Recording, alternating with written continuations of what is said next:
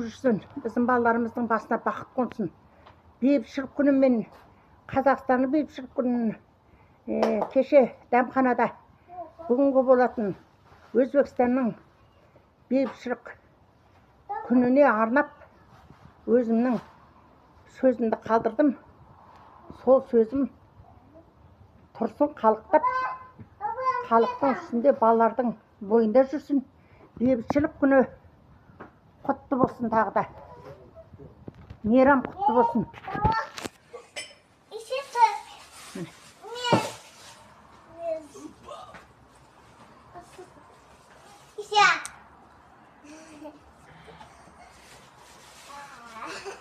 Көршіндер көрінбей қалды ғой что-то. Сен өзің түсірген ғой мама.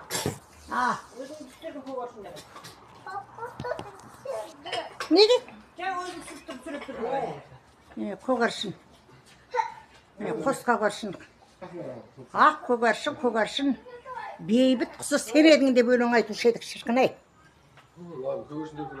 Келші қоныма, келші қасыма деп.